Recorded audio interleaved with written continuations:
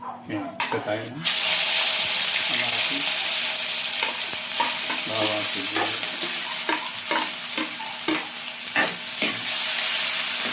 Para mabango yung ating munggo.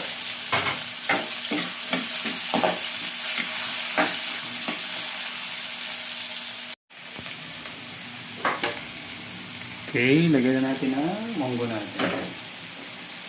Ayan. Munggo. Ayan, no?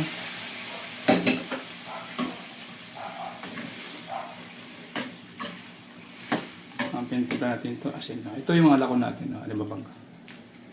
So, nung lumambot yung munggo, nilagay piyato lang natin na pinatay na para hindi data. Okay, so asin ang nilagay lang natin dito. Tapos, nilagay na rin natin yung ampalaya at saka malunggay. Dahon ng ampalaya at saka malunggay. Okay.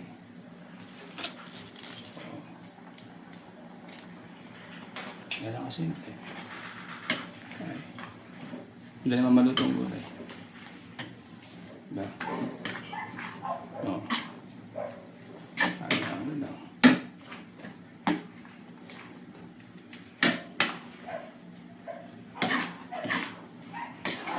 Ayos. Ito na ang munggo. Lagyan natin ang ampalaya at saka dahon ng ampalaya at saka malunggay. Ayos. Diba? Go.